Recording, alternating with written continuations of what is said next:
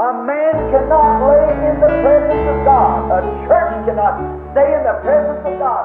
Afatra Torin mpaminany William Marion Branham mitondra lohateny hoe mpaminany mivoaramena.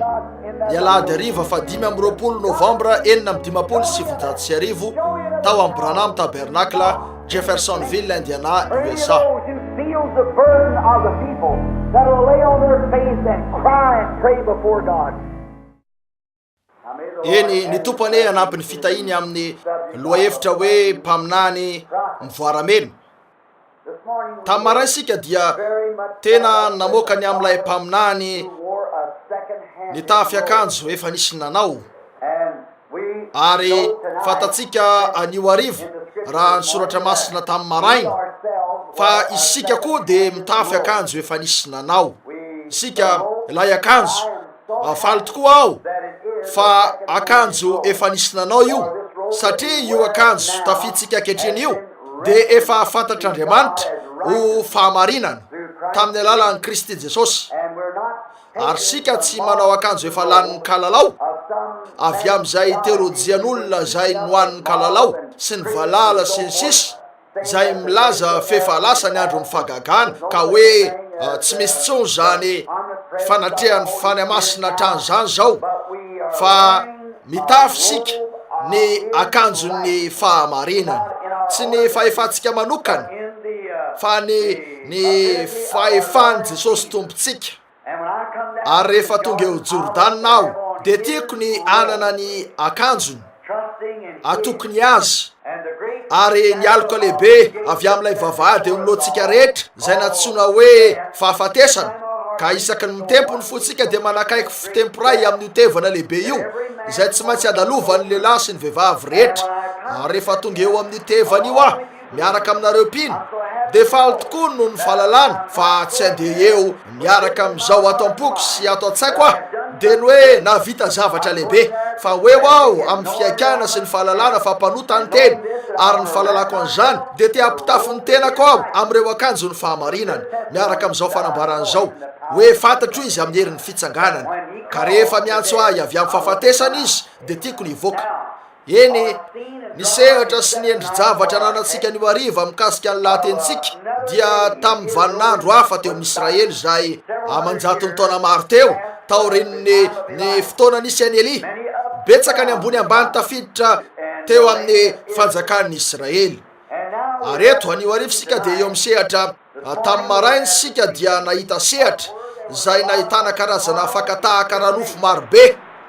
Toy inona no nipoiran'ilay sekoly nisy an'ireo mpaminany zay nio fanambao-mpaminany, ary kely fahalalana tokoa izy ireo ka tsy azony akory ny herin'Andriamanitra.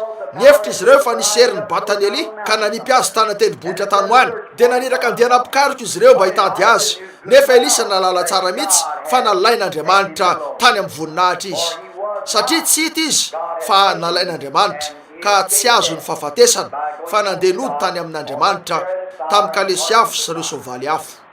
Avy eo de hitatsika fa tsy naomby ny seminaire sy ny asa navoakan'ny teolojia nananan'izy ireo, fa avy amin'ny fifidianana sy ny fiantson'Andriamanitra no siny ny mpaminan'Andriamanitra. Ary eto hitatsika nio ariva fa ny Israely de teo amin'ny toeran'ny fiemorana, nanana ny ambony ambany ny Israely, tena tandido ny fiangonana ankehitriny ny teo. Indraindray izy ireo de eny an-tampitrano, avy eo de eny amin'ny lohasaha. Zay no ilaina mba tonga atsika akasitraka ny zavatra tsara. Misy ny atao hoe lalan'ny fifanoherana. Ny olona mainty tany Afrika de tsy nalala mihitsy, fa mainty izy niodina mandra-pahitany an'i David Livingstone. Ary izy teo izy vao tonga saina fa mainty niodina satria fotsy Livingstone. Fifanoherana zany, tsy ho fantatrareo mihitsy ny akasitraka ny andro raha tsy teo aminareo ny alina, tsy ho fantatrareo mihitsy ny akasitraka ny taramasoandro raha tsy eo aminareo ny andro manjobona, tsy ho fantatrareo mihitsy ny akasitraka ny fahamarinana raha tsy nisy eny aminareo eny ny tsy fahamarinana, tsy ho fantatrareo mihitsy ny akasitraka ny fahasalamana tsara raha tsy eo aminareo ny fahosana ny tsy fahasalamana, fa izy ireny ihany Ary zay no antony eritreretako fa akasitraka ny lanitra loatra sika satria efa nisy fotoana ny anantsika teto tany.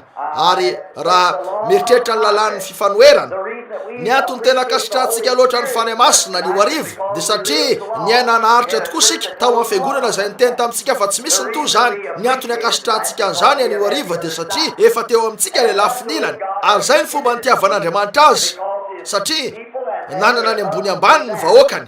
Tsy ho fantatrareo mihitsy ny akasitraka ny tapitendrim-bohitra raha tsy efa teny amin'ny loasay ianareo. Ary koa tsy ho fantatrareo mihitsy ny fomba akasitrahana ny rano tsara raha tsy efa nisy fotoana ny sotronareo ny ratsy. Ary eo ianareo io rehetra io dia lalan'ny fifanoherana. Eto ny Israely de teo amin'ny toerana zay nampiemitra azy ka ratsy tokoa ny nataony. Eny ny Israely de vahoaka voafidy, voatendry, voafantina. Fa Andriamanitra de nifidy ny Israely ho amin'ny tanjona manokana, ka ny ran'ny Israely de tokony ho raha tena madio indrindra satria avy tamin'io firazanan'io no iavian'ny Mesia izy tenany. Nanerana ny testamenta taloha rehetra, Andriamanitra de voaseho tao amin'ny olona. Andriamanitra ny voaseho tao amin'ny Abrahama tamin'ny maha-mpino nanam-pinono. Andriamanitra ny voaseho tao amin'ny Davida tamin'ny maha-mpanjaka. Voaseho tao amin'ny Joseph izy tamin'ny mahafahamarinana. Voaseho tao amin'ny Mosesy izy tamin'ny maha-paminany, mpisorona, mpanao lalàna. Voaseho izy tamin'ireo taonany fandimby tao amin'ireo mpaminany. Napafantatra ny tenany foana tao amin'ny olona izy tamin'ny ampahany, tamin'ireo mpaminany, mpanjaka, mpisorona, mpanao lalàna sy ny sisa. Fa tao amin'ny Kristy kosa no nenany tao aminy tamin'ny fahafenon'ny Mandriamanitra azy ara-batana, tamin'ny fahalalana fa io fanahy io aty aparany de tsy maintsy ahita toerana fitsaharana. Teo amin'ny Eli, teo izy dia olona naneho ny fahamarinan'Andriamanitra.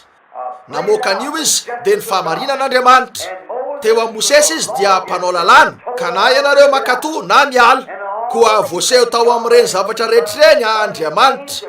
Saingy rehefa tonga teo amin'ny Kristy izy de izy no tanteraka ny fahafenon'ny maizy an'Andriamanitra rehetra ara-batana no nitoetra tao amin'ny Kristy.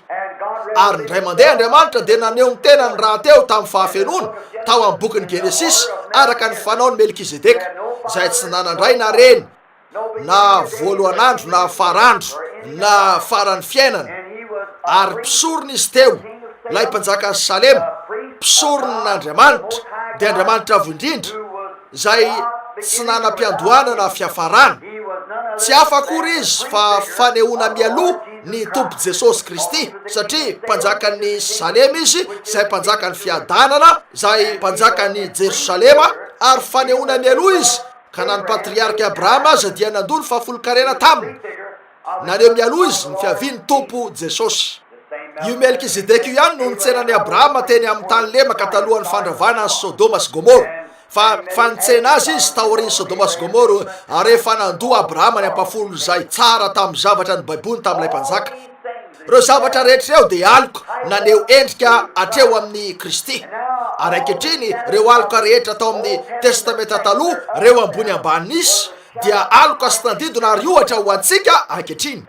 Eny hitatsika fa tsy natao hifanambady tamin'ny hafa ny Israely, natao eo amin'izy samy izy ihany no hifanambadiana. Tsy misy Israelita mihitsy ka anambady jentilisa, fa natao hitahiriny rany homadio izy reo. Ary na de mandrakandroany azy, inoko fa ny raha jiosy no raha mikorina madio indrindra eto ambonin'ny tany de ny jiosy. Mbola miandra an'io Mesio ihany izy reo, nefa izy de afantatsika fa efa tonga izy, nefa no ajambaina ny masony izy reo mba hananatsika anjara fibebahana amin'ny alalan'i Kristy. Eny, nandritra ny fotoana nanjakany Ezra, ny zanak'Israely de nahitana fiemorana. Nivoaka teny izy reo ary naka vehivavy Moabita, de naka an'ireo vehivavy Amorita sy Perzita ary reo fireneka maro, ka tsy hoe nivady tamin'izy reo ihany fa meloka tamin'ny fijangajangana taminy de fahavetavetana, ka nandoto mihitsy an'ilay raha nikorina zay lalanaina. Ary endrika tohinony zany ankehitriny ny amin'ireo fiangonatsika, ny amin'ny fomba nanalaviran'izy reo ny soritra voafaritra hatry ny ela zay napetrak'Andriamanitra ho an'ny fiangonana de reo didy natao ivelomantsika. Ny fiangonana de mijangajanga amin'izao tontolo zao. Nivoaka anakeny amin'izao tontolo zao izy io ary nanomboka mifankaty tamin'izao tontolo zao. Eny nanahiratsana mafy an'ilay mpaminany loatra zany ka natonga azy rehefa nakeo anatrehan'Andriamanitra ho nivoaramena teo anatrehany. Raha vao nandreny amin'io izy ka to hita fa ny fitotonganany fitondrantenany ny vahoakany no nandona azy mafy loatra ka natonga azy nipetraka sy niosodiloilo, nandropotra ny volondohany sy ny sominy, de oro tokoa ny fony teo anatrehan'Andriamanitra raha nivavaka. Avy eo izy rehefa nanolotra ny fanatitra rivo de nakao amin'ny tepoly ary niankohaka tamin'ny lohaliny ka nivoaramena teo anatrehan'Andriamanitra no niota ny vahoaka. Eny tsy nivoaramena izy no reo andehana mpivarotena tany amin'ny tanàna maloto. Tsy nivoaramena izy no ny mpimamy tany amin'ny toerana fisotrono, na de ratsy toinona azy zany, fa nivoaramena izy no ny otan'ireo voafidy. Ka ny zavatra ilayntsika ankehitriny de mpamina ny hafa maromaro zay manana an'Andriamanitra ampy ao am-pony mba hivoaramena eo amin'ny fanatrehan'Andriamanitra no ny otany olona zay milaza tena ho vahoaka an'Andriamanitra nefa manao ny ataony. Fa fambaraka toinona no nentsika eo amin'izany toeran'izany. Ny toetsain'ny vahoakantsika tsy loha-hevitra mora toriana akory zao. Afaka eritreritra zavatra maro zay mora toriana kokoa, nefa rahalahy, raha tsy misy olona miseho mijoro amin'izao andro fenota sy fijagajagana zay velomantsika zao ka mamoaka ny lokony, de inona no hitranga? Tsy maintsy misy olona mitory an'izany. Tsy maintsy misy olona mamelatra an'io eo anatrehan'ny vahoaka. Mety tsy te hanao an'io izy raha, nefa tao am-pony zany. Ary rehefa misy mpanompon'Andriamanitra hitanareo manana fahatsoram-po loatra mba hiankohofana sy hanandrata tanana ary ivavahana amin'Andriamanitra ka mivoaramena noho ny eloko ny vahoaka de ahita fifohazam-panahy miandoha ianareo. Tsy misy olona afaka hitoetra ao amin'ny fanatrehan'Andriamanitra. Ny fiangonana de tsy afaka hijanona ao amin'ny fanatrehan'Andriamanitra amin'ny fibebahana ka tsy hidina ny fany masina mba hanome ositra sy hery zay iandohan'ny fiasan'Andriamanitra eo anivon'ireo olon'ireo. Tsy maintsy misy zany. Maneho amiko olona iray, maneho amiko kalvain hafa indray, Knox, Finney, Sanke, nareo zay mahatsapa ny eta mavesatry ny vahoaka ka hitoetra iankohaka amin'ny fitalaona sy ny fivavahana amin'Andriamanitra. Iraho anay indray ny John Smith teo amin'ny fiangonana Batista zay nivavaka nandritry ny alina noho ny eloko ny vahoaka ka hatraminy hoe tsy nasokatra ny masony noho ny fivotosana nateraky ny tomany ny ampitsoniny, fa ny vadiny mihitsy no nitondra azy nakeo amin'ny latabatra sy nampisakafo maraina azy tamin'ny sotro. Maneho amiko John Wesley hafa indray zay foroana nosariana tamin'ny afo fa aneo fifohazam-panahy aminareo nefa inona ny ataontsika ankehitriny? Mikapikapoka lamosina an'io sika, atsotsika hoe fifohazam-panahy zao sy zato nefa tsy misy fifohazam-panahy akory eo amin'izany. Marina zany. Fa niantsehana ny fihetsem-po no hita, natsona hoe fivavahana eo anivon'ny olona fa tsy fifohazam-panahy. Nanana andiana mpivavaka izy ireo tamin'izany andro zany, fihetsiketsehana maro no teo amin'izy ireo tamin'izany andro zany, kanefa fifohazam-panahy no nolainy. Ry ralahy sy anabavy malalako, ny toe-tsainy ty fireneny ty de tonga ambany tokoa ka atonga ny alika ho menatra mihitsy azy. Atonga ny reniko soa hivoaramena zany. Raha azony natao ny fitondran-tena ratsy eo amin'ny vahoakantsika, ny olona da de lay zavatra nananantsika ataona maro lasa azy de lay nataon'ny firenena, reo zavatra fanaon'ny olona, ny fahabangan'ny vavaka natonga an'io rehetra io. Ny fiangonana fahiny de tsy nino akory ny amin'ny sinema, tsy ho namela ny zanany andeha hijery sinema izy ireo, ho natao zay analavirana ny sinema. Nefa amin'izao andro zao, eny misy mihitsy aza efa ao an-tranon'izy ireo mihitsy ny sinema, misy televiziona ny trano rehetra. Teo amin'ny toeran'izy ireo fahiny zay nieverany fa ratsy ny fisotroana labiera. Teo amin'ny toeran'izy zay nieverany fa John Barleycorn de olona navanondratsy. Fa amin'izao andro zao 80% milaza tena kristiana no mifandombera indray mandeha isa-taona farafahakeliny. Avy eo manao lanona be izy ireo rehefa krismasy zay anaovan'ny fankalazana, satria nalain'izy ireo ny fahalalana ka nasolo ny toeran'ny famonjena. Tsy ahasolo an'io mihitsy zany. fifoazam-panahy no ilaitsika. Fanakona-pery nataotsika teo de nesorona, ary nasina fanakona-pery hafa de nesorona, nefa mbola hita eo ihany lay manentaina. Ny ilaitsika am'izao andro zao de tsy ny fanavaozana ara-tsosialy, tsy ny kabary ara-tsaina. Ny zavatra ilaitsika ankehitriny de ny famindrana rato ny fahiny zay alefan'Andriamanitra avy any an-danitra. Reo fanakona-pery de tsy asoa, lasa atsatro sika. Ilaitsika ny famindrana rà, ilaitsika ny miverina amin'ilay filazantsara toy ny fahiny zay miantso amin'ny fibebahana eo anatrehan'Andriamanitra, fa tsy ny fanekena amin'ny masomaina na amin'ny fandraisan-tanana, fa ny fifoazam-panahy avy amin'ny fanemasina ny rahin'Andriamanitra miaraka amin'ny fanadiovan'ny ràny Jesosy Kristy Tompo ao amin'ny fody tsirairay. Mila fifoazam-panahy miatomboka ao amin'ny fiangonana sika ka hiparitaka manerana ny firenena. Ho faty sika, ho ringa sika, ho vitany amintsika raha tsy eo io karazana fifoazam-panahy io. Makarary sy mandreraka loatra ny fahitanan'ireo antsona ho fifoazam-panahy kely araka ny Hollywood, fa makeo ny olona ary tena feno fiatanana mandritry ny ora vitsy ka na ray na roa andro na ray na roa herinandro de mivoaka eny ary tapitra io. Ry lalahy, afaka anetsika anareo ny fifoazam-panahy, afaka nana fihetsepo ianareo, afaka nana fikasana tsara avokoa io rehetra io, fa tsy zay no ilaitsika am'izao andro zao. Mila ny batisan'ny fanemasiny sika zay anova ny fihetsepo, ny fisainana, ny fomba fijery, ny fahazarana, ny fiainan'ny olona, ka amerina azy ireo ndray eo amin'ny lalana. Ivelan'ny famindrana raha avy eo Kalvari, tsy asoa mihitsy reo fanavaozana rehetra ataotsika. Tsy ny firenena mikambana no ilaitsika, ananatsika eny ny firenena mikambana nefa inona ny ataony? Tsy mbola niantso ny anaran'Andriamanitra mihitsy izy ireo, atahoran'izy ireo ny anononan'io. Nisy andehana bivavaka na nytany ray mandeha hoe inona ny antony tsy vavahan'izy ireo. Novaliny fa mety anavotoina olon-kafa zany de reo sasany zay tsy mino an'Andriamanitra.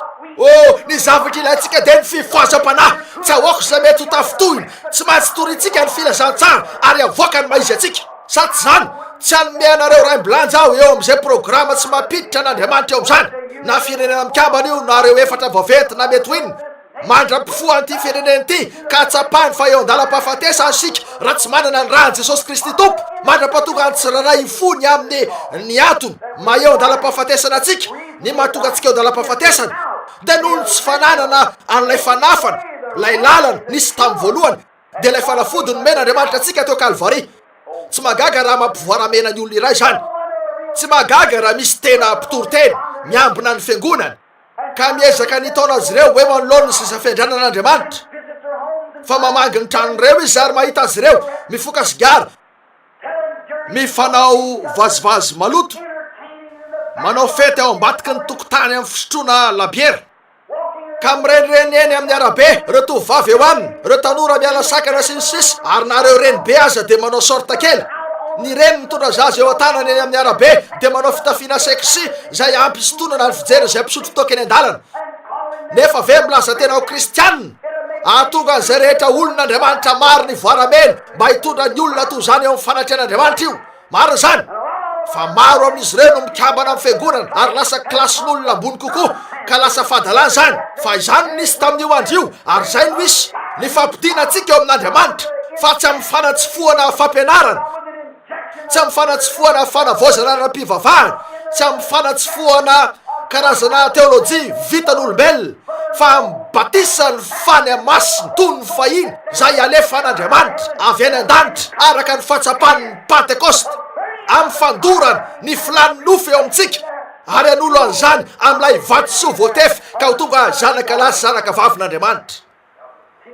Mandra-pisiny zany eo amintsika ry rahalahy sy anabavy de mbola hoeo amintsika foana ny borovolo, ny manjamaso, ny vehivavy miakanjo seksy sy reo lehilahy misotro mifoka nefa milaza tena ho kristianina, satria tsy misy fatany akoatra zany, nefa io fakany filana ranofo io mihitsy no mitoetra ao am-pony. Fa mila fiangonana voadio avy any ambany rihana ka hatreo amin'ny pilipitro sika. Amen. Ary marina zany ny zavatra ilaitsika am'izao andro zao de mpaminany maromaro mivoaramena. Andriamanitra, indraindray misy olona makeo amin'ny laram-bavaka mba hivavahana toy ny hoe akany amin'ny trano filalaovan-dratsy ny endrika izy ireo. Marina zany, tonga angataka zavatra amin'Andriamanitra nefa tahaka ny Jezebela ny endriny. Ny zavatra ilaitsika am'izao andro zao de ny fanadiovana ny trano ary fo mirehitra eo amin'ireo mpaminan'Andriamanitra zay joro eo amin'ny pilipitra. sy amboaka ny zava-misy any teniny mety sy ny tsy mety ka hitory ny filazantsara tsy misy fangaroaro mandra-piakohako ireo mpanota amin'ny tany sy tomaniny mandra-pandefasan'Andriamanitra ny fany masina izay anadio ny fiainany. Amen. Fantatrareo fa marina zany. Marina zany. Nitory teto aho voatsely zay ary laza fa ny vehivavy rehetra eto amin'ity tanàna ity dia meloka amin'ny fitsakan-tsakana na fomba ahoana na ahoana. Zany izy ireo midiny eny an-tanam-be ny vehivavy ary sarotra aminy hividy akanjo raha tsy tena mipetaka be aminy zany. Tsy eto akory aho mba fahafiangonako ihany ny eto. Mananjoa nitory an'izay asainy fany masina ambarako. Marina zany. Avelao ambarako anareo, tsy mitsikera anareo ary anabaviko. Saingy tsy hafa noho izany va no ampianarin'ny fany masina antsika? Raha tsy zay no ataony dia matahotra fandrao tsy fany masina no nananareo. Marina zany. Ny fany masina dia tsy ny fikikana. Ny fany masina dia tsy ny fandizana ho fanahy. Ny fany masina dia tsy ny fiteny amin'ny teny tsy fantatra. Ny fany masina dia fahamarinana. Andriamanitra omeo anahy ny fifohazam-panahy ny fany masina izay andefasan'Andriamanitra ny fahamarinana. Tsapanareo moa fa rehefa mampiakajo ny tenanareo toy izany ianareo ka mandeny amin'ny arabe ary mijery anareo amin'ny fijery tsy mendrika lehilahy hoe any amin'ny fitsarana, mety madio toy ny lia eo amin'ny vadinareo ianareo fa eo amin'ny fitsarana ianareo dia voaelika no fitsakantsakana tamin'ilay olona nanehonareo ny tenanareo. Tsy mahagaga raha mpivoaramena ny olona iray zany. Tsy mahagaga, tsy maintsy niteraka inona teo amin'Andriamanitra zany. Raha nilaza ny baiboly fa tany am-boalohany dia nalahelo izy ny andro nanaovan'ny olona. Nampalahelo ny fon'Andriamanitra zany rehefa nijery izy ny tamin'ny andro talohan'ny fandravana tamin'ny safodrano ny amin'ny efa nanaovan'ny olona. Inona no nitranga? Hitan'ny zanak'Andriamanitra fa tsara tarehy zanakavavin'ny olona. Nisy famadiana teo, nisy resaka ranofo niaroaro teo. Io zavatra io no nandroahan'andreo zanak'Andriamanitra ny ala ny Saedenina. Io zavatra io no nanosika ny fisaran'Andriamanitra hitondra ny fiadanana eto ambonin'ny tany. Io zavatra io no nahatonga azy namodika an'io. Io fifangarona nisy io ihany teo amin'ny lehilahy sy ny vehivavy no nahatonga Sodoma sy Gomoro niletika ny amin'ny fanamban'ny ranomasina maty. Efa nambaran'ireo mpaminany io. Efa nambaran'ny Tompo Jesosy fa tonony tamin'ireny andro ireny dia toy izany mialohan'ny fiaviany ny zanak'Andriamanitra. Mijery ny ankehitriny sika ary mahita fa ny fiangonana dia tsy naka ohatra teo amin'ny baiboly. Avy amin'ny Rota na avy amin'ny Naomi na avy amin'ny Sara dia zay ao anatin'ny baiboly. Fa naka modely izy ireo na dia ny vehivavy ao am-piangonana azy eo amin'ny Hollywood dia ireo famatorany devoly mihitsy. Toy izany ireo olona eo amintsika izay milaza tena ho kristianina mivoaka eny ary maka ny fanaony olon-dratsy io reny kapilany Elvis Presley reny fa na dia ny anarany aza io no isan'ny olona diso hevitra sy toerany demia indrindra tamin'izay rehetra efareko teo amin'ny fiainako. Ry Arthur Godfrey sy ny namany nefa mihaino andreny karazana fahadalany reny eo amin'ny radionareo ianareo ary mandany andreny toroteny fitoriana ny filazantsara sy ny baiboly. Amindra fo aminareo any Andriamanitra karazana fanahoana netsika eo nifisika. Marina zany. Tsy mahagaga ny mpaminan'Andriamanitra raha nivoaramena teo anatrehan'ny tompo. Fatany fa tsy fahamarinana zany. Ary teo izy sady nitaranany amin'io ka nilaza tamin'Andriamanitra hoe misy tsy fahamarinana eo aminay. Ary toy izany sika ry sakaizy. Ary mandra-patonga antsika ho tafaverina eo amin'ny toerana isin'ny famindrana raha io. Atsaro ny fametrahana fanakona-pera. Atsaro ny fiezana manisy karazam-panafody eo. Tsy afaka isy ny fanasitranana raha tsy efa ara-dalàna ny fikorinany raha. Zay no antony mahavoa ny olona voan'ny diabeta. Raha misy voarahatra amin'izany dia mety sositrana mihitsy. Nahoana? Satria ireo tena selamena mihitsy no potika ary tonga diabetika ny fiangonana manontolo. Ka eo amin'izay rahatra kely rehetra mahazo azy raha tokony androso dia mihoatroatra an'io no ataonareo. Tsy afaka ho sitrany zany ny fitiavan-tena, ny fitiavan-karena, ny fitondran-tena ratsy sy ireo rehetra efa voalaza fa fanao ratsy eo mason'Andriamanitra. Akasitrahan'ny fiangonana ireo fahazaran-dratsy ireo. Ny lehilahy misotro, mifoka, manao vazivazy maloto, ny vehivavy manapa-bolo, manao manjamaso, manao an'io karazan-javatra rehetra io miakanjo tsy mahamiandrika eo anatrehan'ny olona. Misy ireo zavatra rehetra eo noho ny fahabangan'ny rano Tompo Jesosy Kristy izay manadio antsika amin'ny tsy fahamarinana rehetra. Amen. Mety to entry zany. Azo antoka fa entry zany nefa fahamarinana. Raha tsy ataontsika izay tsy ara ny fitsaran'Andriamanitra tsy toy eo amintsika dia ho tratran'izany ianareo ndray androany ao amin'ny fipoahana atomika eto izay andefa ny fanahy rehetra hivoaka ao mandrakizay mba hifanena amin'ilay Andriamanitra izay tsy hafantatra afa-tsy ny ran'ny Jesosy Kristy zanany. Ho tiako ny ahita anareo eo ambany raha manorefitra anareo aho mba hifanitsy amin'Andriamanitra. Manorefitra na ho asika tsy afaka hanana finoana, na ho asika tsy afaka hanana fiadanana bebe kokoa noho ny tany aloha, na ho asika tsy afaka ampiorina mafy ny tenantsika, satria fanakonana ratra no nataontsika teo, satria takoperiny no nataontsika teo, nisy zavatra nanakomantsika anio. Miesaka sika ny anafina ilay zavatra raha tokony hiaiky fa mila famindrana raha. Tsy eo amintsika ny raha, tsy manana ny Kristy sika. Aza mamita tena, aza vele kapokapoka lamosina anareo devoly, anao hoe makany am-piangonana, makany koa ny devoly. Marina zany, tena makany izy, nakeo amin'Andriamanitra izy, nakao am-piangonana tao an-danitra, nitsangana teo anoloan'ny seza fiandranan'Andriamanitra, niaraka tamin'ireo zanak'Andriamanitra, niara-nipetraka tamin'izy ireo, niresaka manokana tamin'Andriamanitra. Hoy izy afitaiza ianao, hoy izy avy nivezivezy teny amin'ny tany teo mihitsy nisy azy, ka de makany am-piangonana ny devoly, mpikambana amin'ny fiangonana ny devoly, manao fietsika toy ny kristianina ny devoly. Mpamitaka izy, fa raha tsy manao fietsika toy ny kristianina izy ka tsy manao ny fanaony fiangonana dia tsy mpamitaka, tsy misy olona voafitaka. Sangy izy ireo fotsiny toy ny fotsy sy ny mainty ny tsy fitoviny raha mifanohitra zany. Fa izy nilaza ny baiboly fa hifanakaiky loatra zany ka mitaka ny olo-boafidy mihitsy raha azo atao. Raha le fanahy amin'ny andro farany, risakaiza eo no misy antsika ankehitriny. Fotoana zao ho an'ireo mpaminan'Andriamanitra. Ry rahalahy, ho an'ireo mpitory-teny, raha zay no ilazana azy, manerana ny firenena, hiakofana amin'ny tany. Fantatra nefa fa misy 7 tapitrisa ny fiangonana batista, 7 tapitrisa ny batista zay no izy. Eto Amerika 13 tapitrisa ny metodista, 12 tapitrisa ny luterana, 10 tapitrisa ny presbiterana. Mampalahelo etrereto zany, nefa de zao foana reo filalavam-baolina, reo fandanin'andro, ary ny alarobia arivo, ary matetika ny alahady arivo, mijanona ny an-tranony izy ireo, mihaino televiziona sy radio, an'ireo hira sy anyany ary vazivazy ratsy alainy avy amin'ny Hollywood. Ka zany karazan-javatra zany no hitombony ny fanahinareo, nefa tokony hanokatra ny baibolinareo anoany ianareo, andohalika eo anatrehan'Andriamanitra ka hivavaka ny amin'ny fahotany firenena.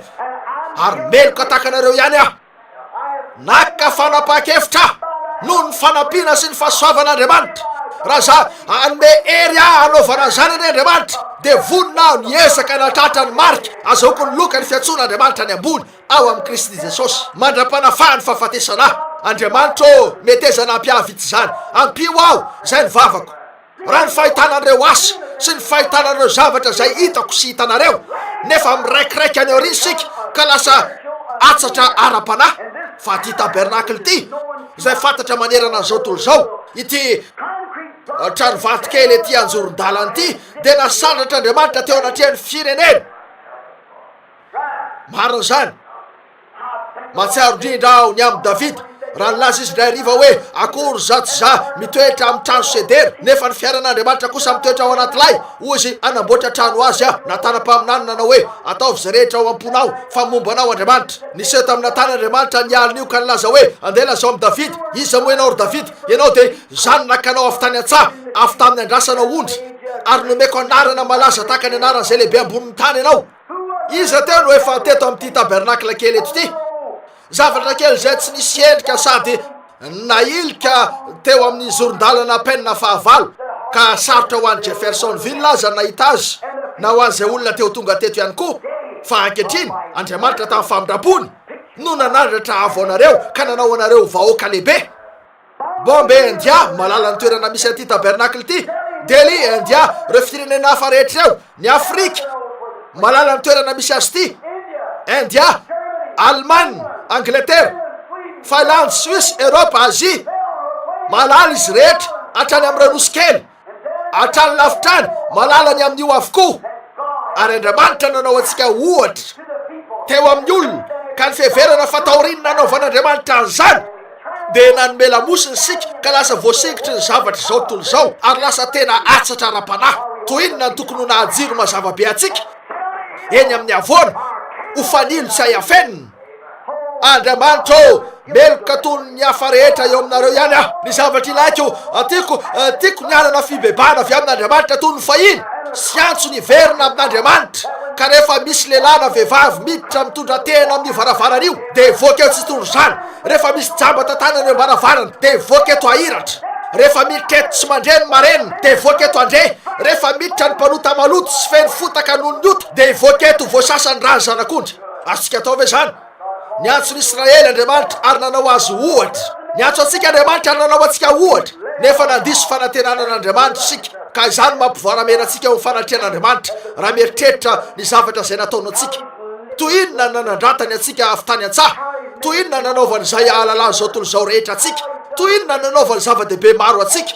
Nefa isika dia mbola voasingotra sy miaroaro eny ka mivoaka eny ary to tsy tsopony fahitana antsika, tsy mivavaka intsony, tsy mandeha ara-dalàna tsotro zao zava-misy. Dia miezaka isika ny ampilitra laminasa kely ho fanakonana ny ratra mba hampitony ny fanantenana. Tsy vitanareo ampitoniana ny fanantenana raha tsy efa ampidirinareo rafy feno aina sy madio tsara ao mba nasitranareo. Marina izany. Ho didina hiala ny kitronareo ary ho azony diabeta nareo dia ho tapahana izy ireo ny tongotrareo. Aza miezaka ny anamaivana an'io ka hiala amin'io ary anisy takopery eo amin'izany. Fa ny zavatra tokony atao dia no tonga avy hatrany eo anatrehan'Andriamanitra ary anao hoe Andriamanitra atsatra ka mila ny ranao anadio aho amin'ny fahotako rehetra. Izay ny vavako. Matoky hafa zany koa ny anareo. Ataovy an-tsainy ireo zavatra eo ry sakaiza. Ndray androany. Mety afaka hitranga izany alohan'ny fiposahan'ny andro rapitso toy ny ahafahany hitranga afaka 50 taona any. Bomba roketa anankiray vita amin'ireny cobalt reny na reo bombe hydrogène dia mety efa vonina any amely ny firenena rehetra. Hitanareo tao amin'ny gazety ndray andro iny raha nitaky valiteny tamin'ny Pentagone izy ireo ny amin'ireo soucoupe volante. Tsy anganogano zany, tsy zavatra ny vinavinainareo zany. Tena nisy io. Misy saina mandinika io manidina toy ny miofana iady izy ireo. Afaka niaro tena tsy ho vo, afaka nijanona, afaka ny teny. Misy saina mandinika, fantatra izy ireo zany. Iomezan'ny olona zany, ho reo soucoupe volante hoe kazibazibay zany. Saingy fantatrareo ny hevitro, nilaza Jesosy fa mialohan'ny haviny dia isy famantarana maro eny amin'ny lanitra ambony. Tsikaritra ve fa talohan'ny nandravany a Sodoma sy Gomora noho ny resaka fijakazakana teo aminy dia naniraka an'ireo anjely teny izy mba amotipototra an'io. Anjely maro no tonga teto an-tany taona vitsy tato ato. Efa hitan'ny olona izy ireo. Ny tiako lazaina dia ireo olona tsopo sy voasasany raha ka malalo zany. Teo mihitsy azy izy ireo ary azo sara. Marina zany. Nisy ireo vatana anjely namangy teto ka nanao tatitra tany amin'ny ray fefa mivangongo loatra ny ota ka lasa sarotra ho an'ny kitana azy any amiratra. Ny volana zao tontolo zao manontolo dia mivembena toy ny olona mamody amin'ny alina. Marina zany. Ny fahitana an'izany eo anivon'ireo kristianina, eo anivon'ireo voafidy hoe nivarotra ny fisokiny ho amin'ny laza izy ireo. Ny mpitory-teny dia nanakalo ny filazantsara ho amin'ny fivoriana ara-tsosialy. Ilay filazantsara fahiny izay nahitana ny fanadiovan'ny raha no natakalo ny fampiasana fahaizana teo amin'ny olona amin'ny fitoria-teny ara-tsaina amin'ny resaka fiarahamonina ka mampiasa ny filazantsara ho amin'ny zavatra hafa. Maro an'izy ireny no nakeo amin'ny safitoriana ary nampiasa ny filazantsara ho fahazahoana tombontsoa manokana. Ahazom-bola. Maro any nahazo tany fambolena maro sy fiara maro ary ireo zavatra maro izay tsy tokony ananany fa tombontsoany manokana. Tsy izy rehetra nefa. Faly tokoa afa mbola misy sisa ihany. Tamin'ny andron'i Ezra, rehefa nanomboka nitomana Ezra ka nitalao sy nanameloka ny ota, fantatrareo ve nitranga? Ny voafidy rehetra izay natoky an'Andriamanitra dia niangona teo aminy. Ny zavatra ilaintsika ankehitriny dia ireo lehilahy sy vehivavy. Raha misy mpitory-teninareo hitory any amin'ny fiangonanareo ka hiantso ny ota ho ota ary anameloko izany dia hiangona eo amin'ny ilanareo ny tena olon'Andriamanitra ary hijanona eo aminareo. Marina izany. Fotoana izao hiantsona mafy ary ilazana hoe iza no iza. Ampisarahana n'izy sy ny tsy izy. Andriamanitra ekeo anay ny anana rispo anaovan'izany. Eritrereto fotsiny ny mety hitranga. Tony nambarako inoko fa tamin'ny maray izany nareko nisy ny laza hoe nray amin'ireny toby fialofana manara-maso antsika ireny adiniko ny fiantsonareo an'izany eto izay misy an'ireo bomba nareo fiaramanidina. Voatsery zay nisy fandarana nivoaka tanoany izay niantsona an'ireo fiaramanidina vavety niaraka tamin'ny fitifirana bomba 300. Nisy bomba atomika sy bomba hydrogène niantona teo ambaniny. Voatsery zay teo amin'ny serana mpiaramanidina atao Shreveport. Nisy tamin'ireo zazalahy reo ny ovafo teo amin'ny fivoriana nataon'ny Ralajaka. Hoy izy manana bomba atomika maro zay miantona any amin'ireo toby. Hoy ianao ve tsy fa ny tiako ambara ao amin'ireo fiaramanidina ary miakatra eny zay ary miofana amin'izy ireny isan'andro. Hoy tsy matahotra ve ianao? Hoy izy tsy eo amin'io ny fanapohana azy. nefa tena mivonona loatra zay ka vitanay ao anatin'ny 2 minitra 9 segondra ny ametraka ny fanapohana azy io ary mandeha mameno solika ary mivonona ka vitan'izy ireo nanidina avy hatrany any Angletera miaraka amin'io. Manana tobo vaventy izy ireo eny amin'ny oseany rehetra eny ary o reo amin'ny Rosia sahi mandatsaka boby iray mandatsa fotsiny boby iray eo amin'ny firenena mikambana na eny de jereo zay hitranga ho toy inona zany isy fanafiana ny Rosia eo ary raha atao zany ka hanomboka andatsaka an'ireny bombe atomika sy hydrogène reny izy ireo de hiteraka fipoahana mifanesy zany zay andorony tany ho lasa lavenina ka empitsotro zao. Fantatrareo fa tsy fanohitra velively amin'ny soratra masina raha izay fa ny tany de hodorana ny lanitra ihany koa hodorana ny atôma eto tany. Mivelona eo amin'ny andro mampidosika mivelona amin'ny andro zay mampivadi-po ny olona eto amin'izao tontolo zao. Reo olo malaza matahotra izy ireo hoe izy zao nanapoka ny bomba voalohany io. Misy bomba voalohany nipoka de ifanesy mafy amin'izay ny rehetra. Zany ny fotoana tokony mahafaly indrindra eto tany ho an'ny kristianina. Iova ny fotoana ny anitra de ho lasa tanora. Oh la andositra ny fahafatesana tsisy tsony ny aretina tsisy tsony fivoriam-bavaka ho an'izay marary tsisy tsony fivoriam-bavaka ho an'izay very fa ho avy Andriamanitra kahaka ny voafidy ny eran'ny vazatany efatra ka nangona azy ireo ambany elany mihitsy de velona sanjaka iaraka amin'ny mandrakizay ao an-daniny isika. Oh rahalahy sy rabavy ry sakaizako raha tsy voahomana ianareo zao arivo zao ho vita fiomanana ane ianareo amin'ny ora io manasa anareo aho mba hanatona ny Kristy Jesosy zao arivo zao ka handray azy. Ho anareo zay nanohitra an'io ho anareo zay malala fa tsy eo amin'ny toerana tokony isy anareo eo amin'Andriamanitra manasa anareo aho mba ho eto amin'ny altara miaraka amiko. Manasa ny tsiraray aminareo aho mba ho tonga eto ary tsy teny zavatra fotsiny fa ny ijanona eto mandra-pahatonga an'Andriamanitra nanadio ny ainareo amin'izay rehetra tsy mifanaraka aminy ka hatonga anareo hivoaka eto ho olom-baovao tsy amin'ny fametahana fanakona pery fa hivoaka eto amin'ny fandraisana ny famondrana raha zay manadio ny ranareo sy manome fiainam-baovao sy fanentenam-baovao anareo. Mivoa eto miaraka amin'ny batisa ny fany masina mivoa eto tsy amin'ny fikana tsy amin'ny fandihizana sy ireo zavatra ireo loatra tsy misy olana ireo zavatra ireo samy hita ao amin'ny fiangonana zany samy hita ao amin'ny baiboly zany fa ny zavatra resaka eto de ny fany masina ny fitiavan'Andriamanitra.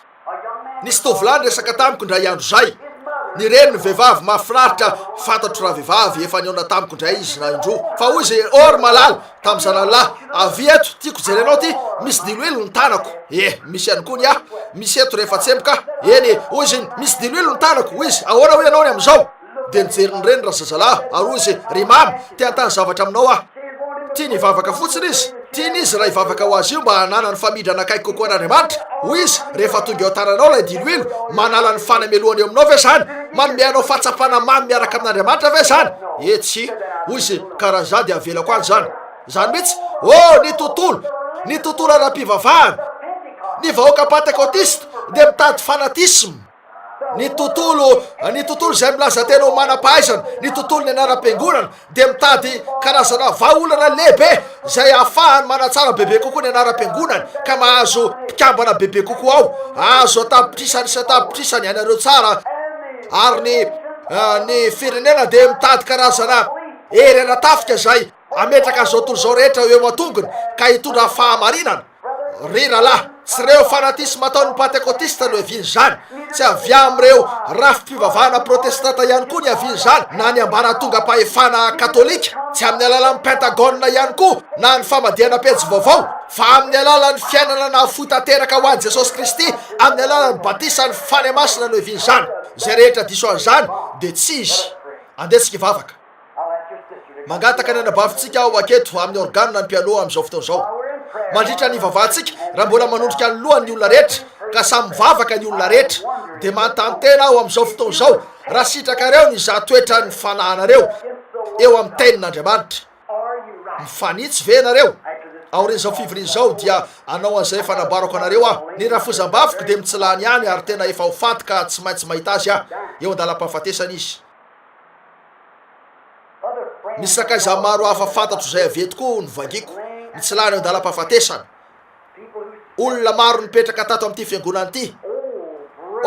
Ry rahalahy sy anabavy ho tonga eo ihany koa ianareo tsy maintsy ho tonga eo ianareo eno ianareo efa fantatro zany raha labranam metrehitra ny anomana an'io aho ndray androany kanefa lay ndray androany no mety tsisy eo aminareo mety zao ihany no andro anananareo toy inona ny tsy nalalany ty lehilahy ty fa avy any Californie izy ary ho any Michigan ndray andro iny niaraka tamin'ny vadiny izay nitondra lay fiara fa izy tao amin'ilay kamionety ho any amin'ilay trano izy ireo vaovao vao hitsahatra tamin'ny asa-tsambo izy tsy tao an-tsainy mihitsy raha niainga izy tamin'io marain'io angamba niala teo amin'ny fitobin'ny mpizahatany fa ny vadiny sy ny zanany kely ane ka ho vatana mangatsika afaka fotoana foy fa tetsy ambony kely ny Henryville nifandona tamin'ny bus ny fiaran'izy ireo ary lay mpamily de saika efa ny fiarany de teo anivon-dalana ka nafaty an'ilay vehivavy sy ny zanany vavy kely engane ka nifanitsy tamin'Andriamanitra ny fanany izy ireo herinandro vitsivitsy zay raha nakeo amin'ilay toerana nolatsahana fiaramanidina ao ambadika ao za sy ralaody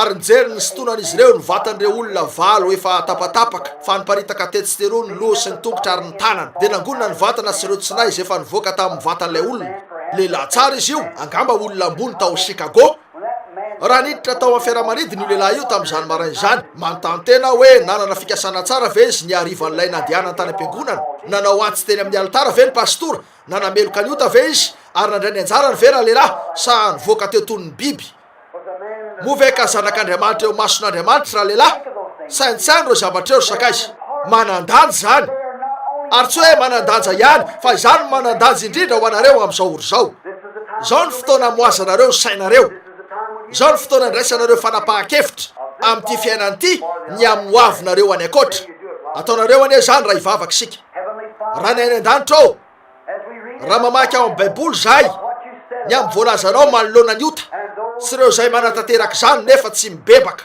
de tsapanay zany hoe maty nefa tsy mahafantatra an'Andriamanitra zany fantatray zany noho ny fahitanay ny hafa zay hitanay falasa de reo zay nikasa fotsiny reo zay nangatakandro loatra Andriamanitra ô reo zay niefitena nefa tsy nanana an'izay zavatra nolazainy ho nananana reo zay nanao fietsika toy ny kristianina nefa tsy mbola kristianina mihitsy hatramin'izay fa ny fiainany no manapirofo an'io ary ny fahafatesany naneo an'izany eny raha io mangataka mba iresanao amin'ny fo rehetra eto zao arivo zao ny tenako manokana tompo noho ny fahavitsako teo amin'ny zavatra maro zay azoko natao nefa tsy nataoko ifonako ny fahadisoko ifonako ny fahadisony zao vahoaka zao ifonako ny fahadisony ty fireneny ty ary mangataka anao aho mba hamindra fo tompo mananjanaka kely telo tezaina ary miana amin'ny fotoana mampidozy zay ary Andriamanitra ô tsy misy tokony ilefasana fantatrao ny amin'io rehetra io Andriamanitra ô te efanitsy aminao ah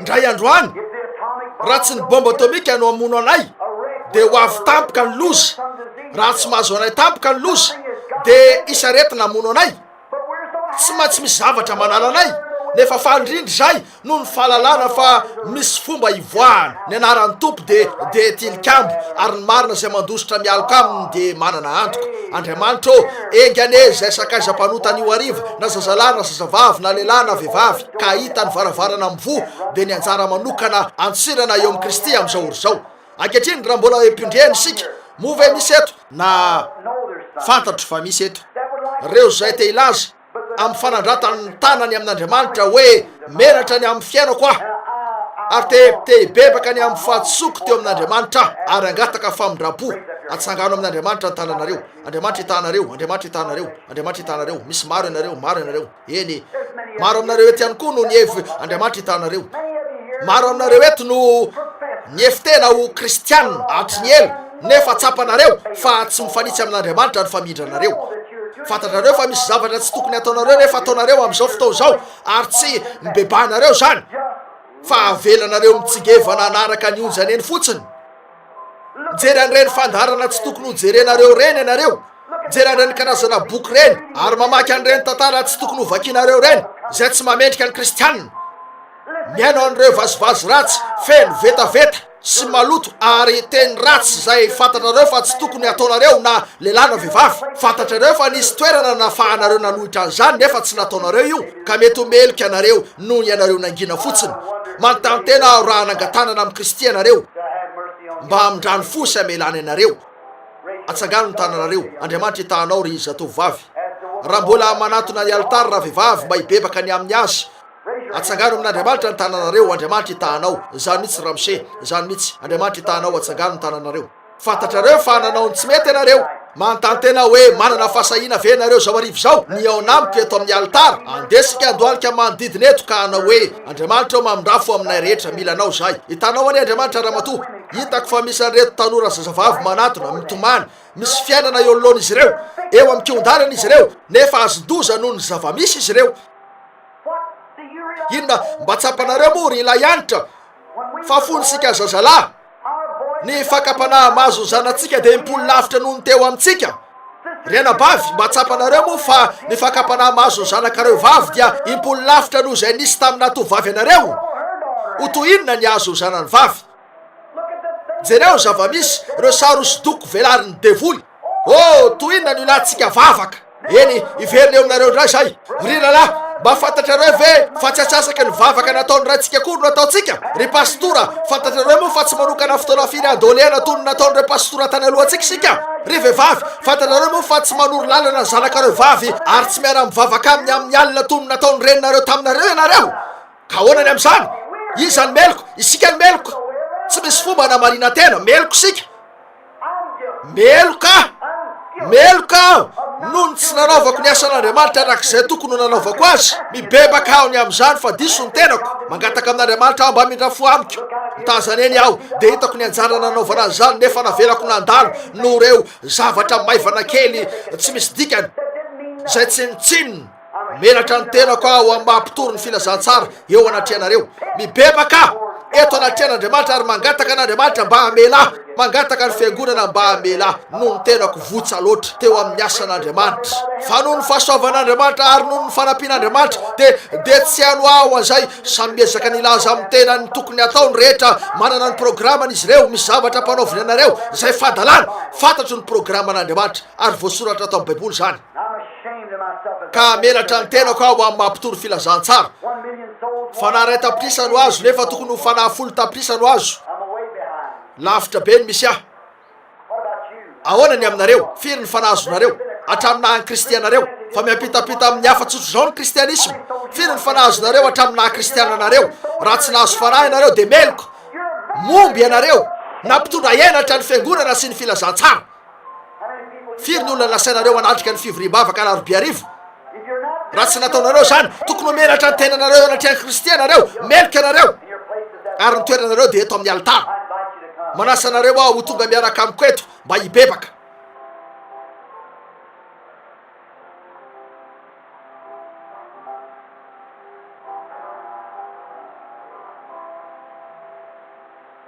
Raha mbola manondrika ny lohanareo ianareo ka miazona an'izany iondrika fotoana fohy, ataovy hoe tsapako ny eloko ka te hibebaka, aondreo fotsiny lohanareo.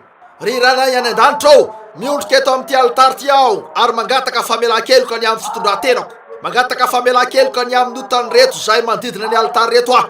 Mangataka famelan-keloka ho an'ity fiangonana ty aho, ho an'ilay vatany, de ilay vatany mpino manerana ny firenena sy manera-tany. Mangataka famindrapo anay aho noho ny fahavotsanay loatra eo amin'ireo zavatra momba ny fanjakanao. Mangataka aho ny amelanao ny fahotanay ary esory ala ny tsy fakatoavanay, ka miamela anay ny amin'izay mety fahadalanay teo amin'ny tsy tratranay zay notakinao. Toy inona nanomezanay lanjan'ny fanatanjahantena, toy inona nanaovanay an'ireo zavatra tsy tokony ho nataonay, toy inona no nanotanay teo anatrehanao. Fa amin'izao fivoriana lady arivo zao raha eo ny fahitana fa nivoaramena ilay mpaminany tao amin'ny baiboly. Mivoaramena zay zao arivo zao, mivoaramena eto anatrehanao aho no nyota ny vahoaka ny fireneko, ny vahoakako. Menatra ny amin'izy ireo aho tompo, ny fahitana an'ireo tovavy eo aminay mandehandeha eny an-dalana ka manao toy ny ataony reny, ny fahitana ny fivarotan-tena. De ireo tovolahy mivelona amin'io karazam-piainana rehetra io, mijana any an-trano fa tsy makaty am-piangonana ary mamaky boky ratsy zay tsy tokony ho vakiny, mijery an'ireo fandarana tsy mamelika, miaino an'ireo vazovazo malota ataon'ny Hollywood, miaino an'ireo mozika bogiogi avy amin'ny devoly zay nivokarin'ny olona zay malaza ratsy sady maloto saina, de ireo fitaovana ampiasain'ny devoly mba hanome tsindrimandry avy amin'ny asan'ny devoly. Andriamanitra menatra ny tenako aho fa tsy nanakihana araka ny fomba tokony hanaovako azy. Andriamanitra esory ala ny eloko. Mangataka anao aho hanao zany, mangataka anao aho mba hamela ny reto olona etoreto, mamela anay manam-pianay raha hiarina avy amin'ity alitary ty mba ho lehilahy sy vehivavy vaovao. Manam-pianay raha hiala eto mba hanana an'izay tokony ho famindra kristianina. Manam-pianay mba anaisitra an'izay rehetra mitambesatra sy ny ota zay malaky mahazo anay mba hahafahanay hazakazaka amin'ny faharetana amin'izao fihazakazana filokana napetraka eo anoloana izao. Zay tsy amin'ny fijerena televiziona, tsy amin'ny fijerena an'ireo zavatra izao tontolo izao, fa mijery an'ilay tompony finoanay sy mpanefa azy, dia tompo Jesosy Kristy zay tsy nitandroenatra teo amin'ny asy fijaliana fa nitondra zano anay ka niaritra teny ivelany toby mba ahafahany manamasina ny olona amin'ny rany. Diovy amin'ny tsy fahamarinana rehetra zahay ary raiso toy ny zanakao zao arivo zao. Ekeo zahay mba amin'izao vavaka fifonana izao ary omeo anay tompo ny fiadanana sy fifaliana. Ary raha toro mpandriny zahay anio alina dia sy haintsainany amin'izao fivoriana izao ka sy haintsainany zahay ny toerana misy an'izao tontolo izao raha araka ny nambarany baiboly taminay anio arivo. Engy ane zahay raha misaintsainany amin'izany ka ivoaramena no nieratra ny tavanay. Ary engy ane ianao no hitondra fiadanana sy fahasambarana ho an'ny forehetra. Mibebaka izay tompo eto anatrianao amin'ity alitary ety. Andriamanitra ao manam-pia randroso ao ankehitriny ampinono ary mangataka aho mba ho sitraponao ane ny siny ny amanjatony maro dia maro ny olona ho azo anao. Ary ampio aho mba anampinoana serim-po raha hanono dy ka tsy jery nizaniza afa-tsy ianao ilay tompony finoanay sady mpanefa azy. Ekeo zany Andriamanitra o. Mamelany diakona rehetra atao amin'ity fiangonana ity, mamelany pastora, mamelany mpiangona tsotra, mamelanay rehetra ny amin'ny fahotanay, mamelanay tompo, mamelany vahiny rehetra tonga eto aminay ary ho tsapan'izy ireo anie ny fiatraikany fany masina eo amin'ny fiainanay satria manetry tena eo anatrianao zahay zao arivo zao. Mibebaka amin'ny fonay rehetra mba andraisanao anay sy hanovanao anay ho vahoaka manetry tena mora masina mietry ho an'ireo asanao. Ekeo io fitahina io tompo raha tolotray ka ondrikay ny lohanay sy ny fonay eto anatrianao amin'ny anaran'ny zanakao ny tompo Jesosy no angatana izany. Amen. Amen.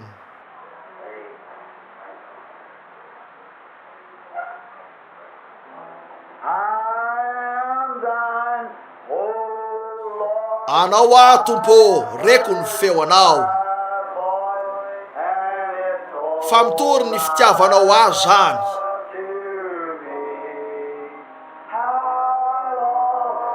Iriko tokoa ny hiarina amin'ireo sandry ny finoana ka ho voasitona anakaiky anao. Tsy toy ny akaiky aho, akaiky hatrany tomposoa eo amin'ny azo fijaliana na afatesanao. Tsy toy ny akaiky aho, akaiky kokoa tomposoa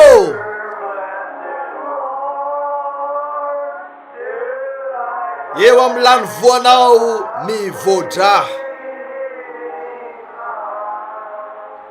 Eto amin'ny alitara zao arivo zao eo amin'ireo lalako zay tonga eto amin'ny alitara faly afa mahita lehilahy mitovitovy isa ihany amin'ny vehivavy eto zao arivo zao fa matetika dia ny vehivavy no mora azo ny fony. Misy zavatra mahakasika azy ireo zay ahafahany mora voakasika kokoa noho ny toetrany vavy vehivavy izy ireo ary vitany tena tsindraindray ny avoakasika azy ireo. Nefa faly loatra raha mahita fa afaka nikasika lehilahy ihany koa ny fany masina ka nitondra azy ireo eto amin'ny alitara. Fa manontany tena hoe firy aminareo zay nandoalika eto amin'ny alitara ankehitriny no matsapa fa nisy fanokana tena tamin'Andriamanitra nataonareo ka raha ihany eto anareo zao arivo zao dia velona amin'ny fiainana tsara kokoa noho ny fahasoavan'Andriamanitra. Ka anao misimisy kokoa ho an'ny fanjakan'Andriamanitra sy ny aminy ananganany tananareo amin'ny Kristy ve nareo raha manodidina ny alitara ka anao hoe inoko fefa nibebaka azy ao Andriamanitra no etanareo. Firy aminareo eny toerana eny mahatsapa fa nibebaka teny amin'ny sezanareo ary hitsapanareo fa tianareo no tsara kokoa. Andriamanitra etanareo. Eny andesika itsangana. Ianareo eto amin'ny alitara mitodia ary mijere manatrika eo raha sitrakareo. Eny ianareo zay eto amin'ny alitara tsangano ny tananareo eto raha irinareo ny vavakizy ireo mba ahafahanareo mandroso hatrany anangana ny tananareo manatrika ny fiangonana ve nareo. Eny atsangano ny tananao etsy amin'ny alitara etsy mba irinao ihany koa ve ny vavakizy ireo fa sika ho Andriamanitra ane anampy atsika vitsy zany hitay atsika ane ny tompo Jesosy. Ankehitriny azadiny ilay fivoriana amin'ny alahady arivo mananteny olona zay na ve nao ry Ralany Vilona.